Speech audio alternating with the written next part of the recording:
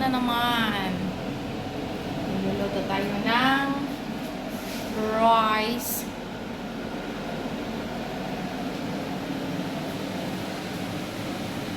Ayan. Guys.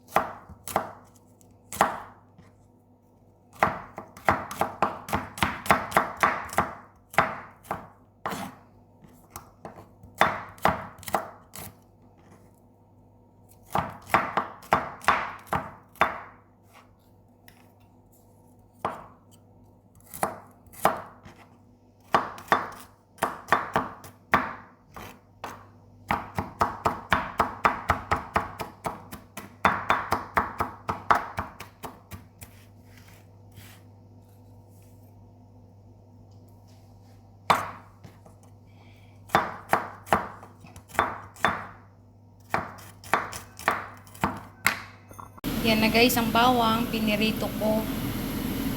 Parang pwede na siyang kunin sa mantika. Kasi pinirito ko lang yan.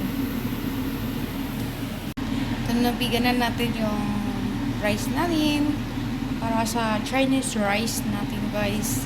Kasi papalamigin pa natin yan mamaya. Para magiging masarap.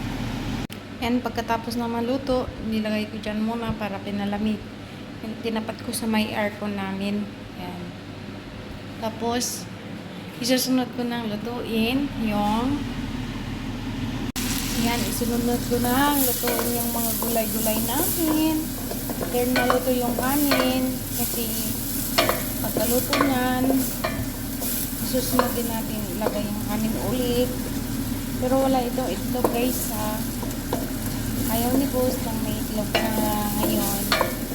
So, sundin natin yung gusto ng boss natin. Kasi yun ang order. Without itlog. So, dito lang yung gusto niya. Yan guys. Sunod natin.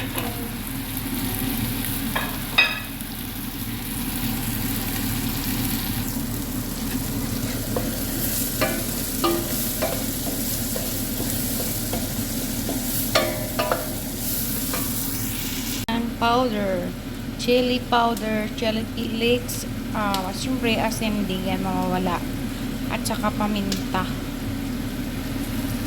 So lagay lang natin lahat guys. Diba guys, lalagay na natin yung kanin dito sa ating vegetable na ginawa. Guys, gandahin lang natin.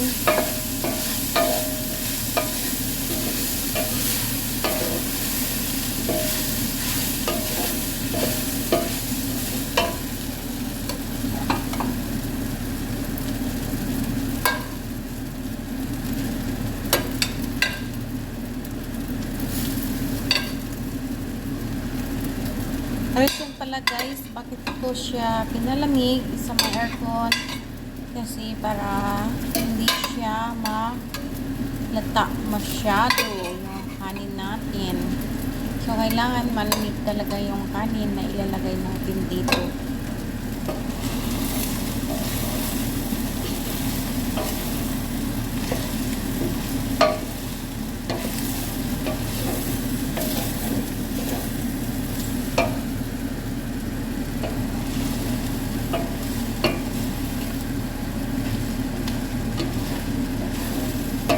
Siyang masarap guys.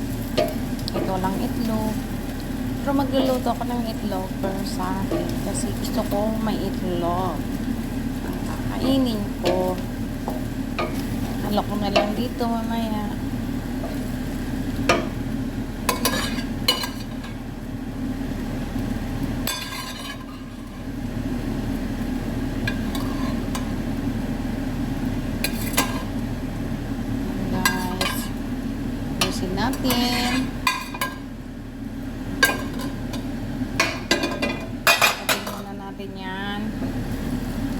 Haluin ng maigi. Haluin. Lagyan din natin ng toyo, guys.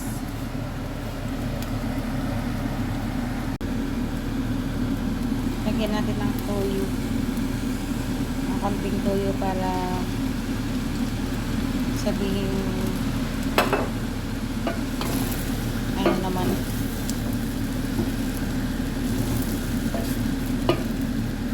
Guys, masarap na siya. Tingnan. Sana masarap.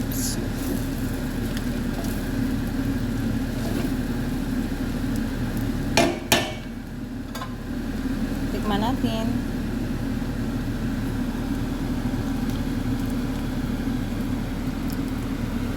Kulang ng toyo.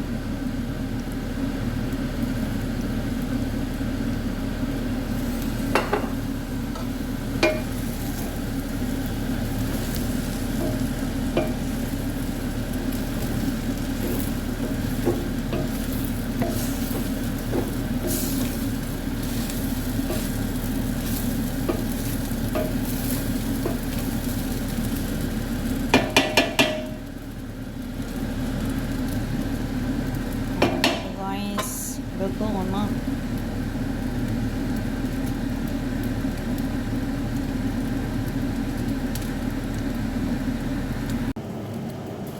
Nag-slice na ako ng cucumber dito kasi yan ang order ni Madam. Yung susunod natin na lutuin, guys, yung shabi kebab. Ito. Lagyan natin ng itlog para hindi siya madurog kapag prituhin. Yan.